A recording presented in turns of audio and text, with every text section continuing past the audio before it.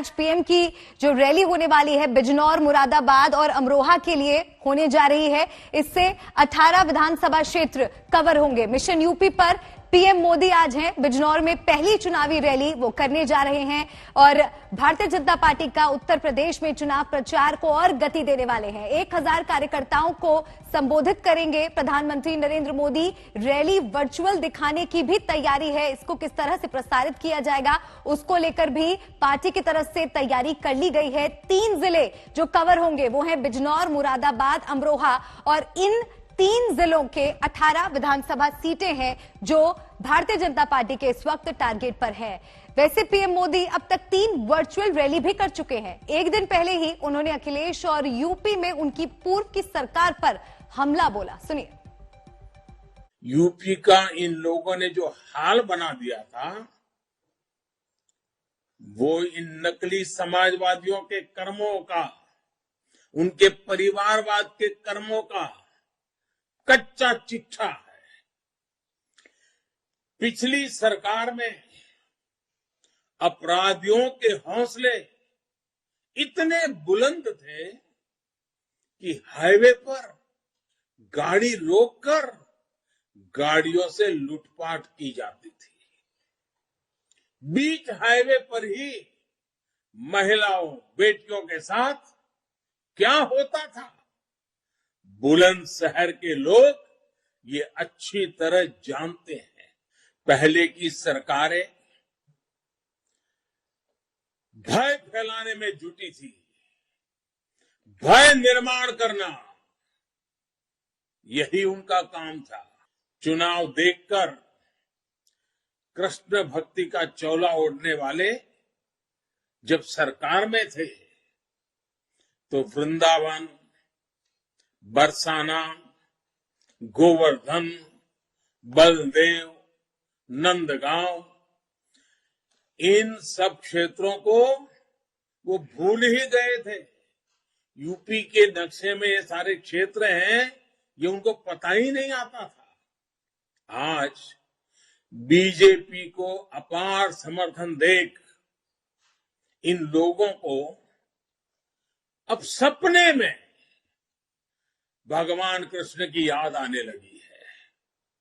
और मैंने पहले भी कहा था, जो सोते रहते हैं वो सपने देखते हैं, जो जागते हैं वो संकल्प लेते हैं। तो जन चौपाल में प्रधानमंत्री नरेंद्र मोदी ने विपक्षी पार्टियों पर जबरदस्त प्रहार किया और यूपी के मुख्यमंत्री योगी आदित्यनाथ भी चुनावी रण में पूरे दम के साथ, पूरे दमखम के साथ अब जुट गए हैं और आज चुनाव प्रचार का उनके लिए भी बहुत अहम दिन है। आज योगी आदित्यनाथ यूपी के चुनाव प्रचार में 4 रैलियां करने वाले हैं। ये 4 रैलियां बिजनौर, मुजफ्फरनगर और मेरठ में होनी है। इसी से जुड़े आपको ग्राफिक्स भी दिखा रहे हैं। और इससे पहले कल उन्होंने विपक्ष पर हमला बोला और अखिलेश को घेरा। समाजवादी पार्टी के नेता से पूछा, मैंने कहा भैया ये बताओ कि चलिए हमारी काम तो दिखाई दे रहे, सड़क पर, मेडिकल कॉलेज पर, विश्वविद्यालय के नाम पर सब दिखाई दे रहा है। लोगों के मकान बनाए जा रहे हैं, लोगों को कनेक्शन दिए जा रहे हैं, वृद्धावस्था पेंशन, विधवा पेंशन, दिव्यांगजन पेंशन, ये सभी है। लेकिन आपने भी कोई विकास कराया? उसने कहा कराया है।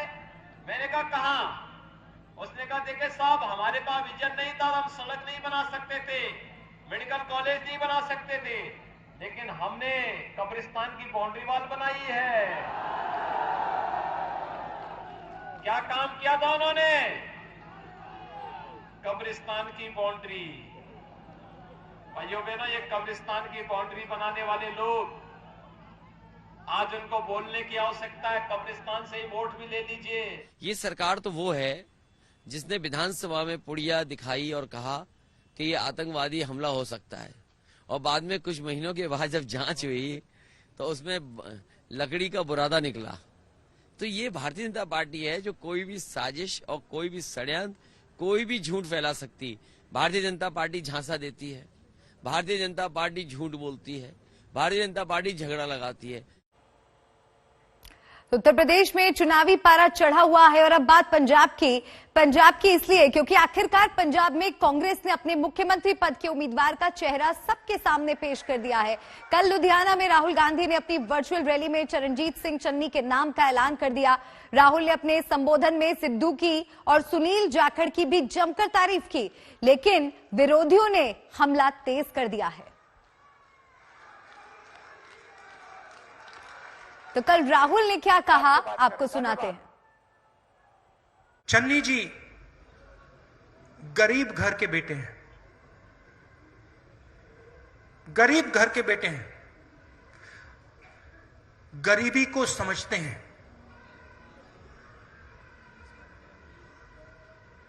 गहराई से समझते हैं, गरीबी से निकले हैं। मुश्किल डिसीजन था, आपने आसान बना दिया।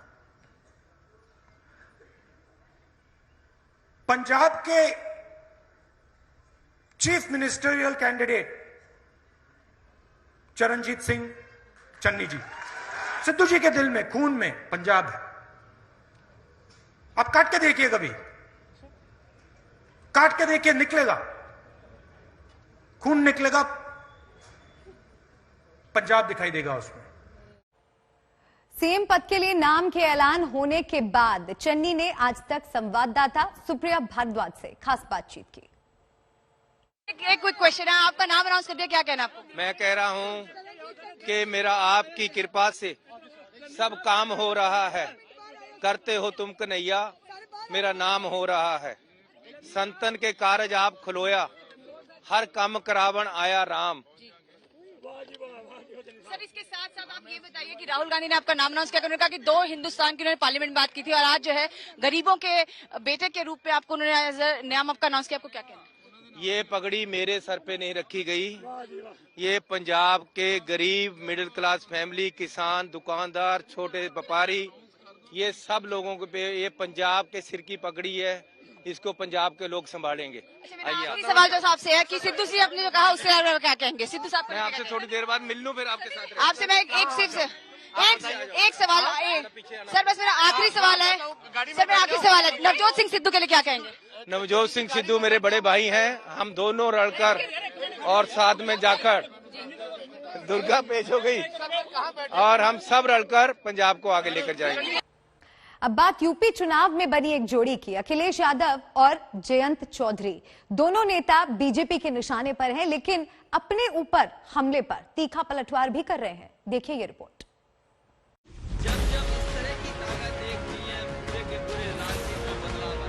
यूपी का चुनाव अगर सीएम योगी के लिए इम्तिहान है तो इस जोड़ी की सियासी साख भी दांव पर है।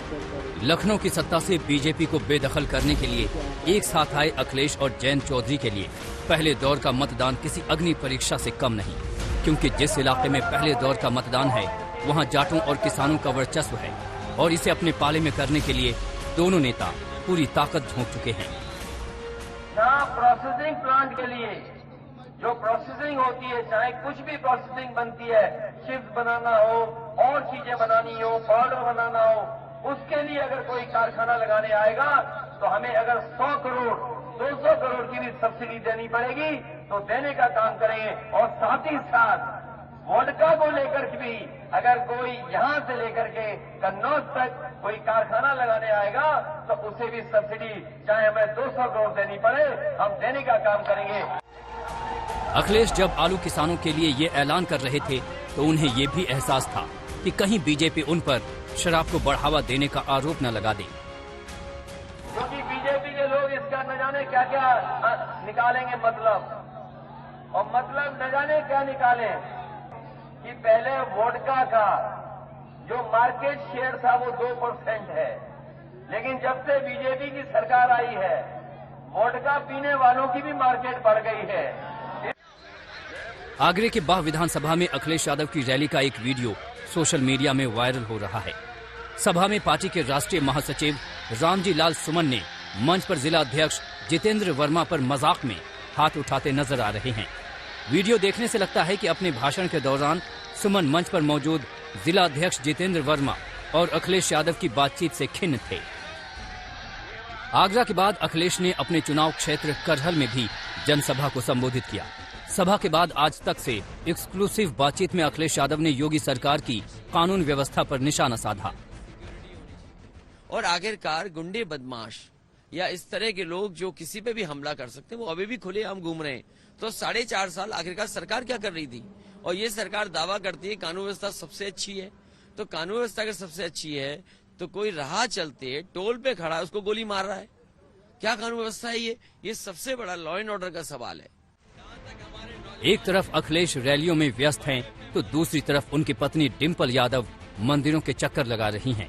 शुक्रवार को वो मिर्जापुर में मां विंध्यवासिनी के दरबार में थे, तो कल वृंदावन में बांके बिहारी के दरबार में हाजिरी लगाई। क्या मानना है आने वाले चुनाव में कितनी मजबूती से आपकी पार्टी आ रही है? मैं समझती हूँ राष्ट्रपति जी कह चुके हैं कि 400 सीटें आ रही हैं, तो बहुत मजबूती के साथ समाजवादी पार्टी और गठबंधन सरकार बनाने जा रहे हैं। उधर राष्ट्रीय लोकदल के राष्ट्रीय अध्यक्ष जयंत चौधरी मुजफ्फरनगर में किसानों के बीच थे। यहाँ उन्होंने किसानों की राजधानी कहलाने वाली सिसौली पहुंचकर भारतीय किसान यूनियन के राष्ट्रीय अध्यक्ष चौधरी नरेश टिकैत से आशीर्वाद लिया और 1987 से जारी हवन में आहुति दी। प्यार के संबंध है, मैंने मीठा गुड़ खाया, उड़द की दाल खाई और आशीर्वाद लिया। क्या नरेश टिकैत जी ने गठबंधन को समर्थन दिया है? उनका आशीर्वाद है। और ये चुनाव भी किसानों के लिए है, किसान की राजनीति को तय करने वाला ये चुनाव है। मुजफ्फरनगर की रैली में अखिलेश ने एक बार फिर योगी के गर्मी वाले बयान पर पलटवार किया।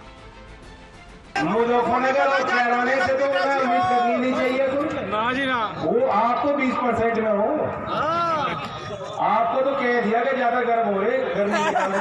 कुछ नहीं था वहाँ रैली में, कुछ नहीं था बदले में। अगर आप गर्म नहीं होते, अगर आप गर्म नहीं होते तो देश आजाद नहीं होने वाला था। हम तो गर्म थे।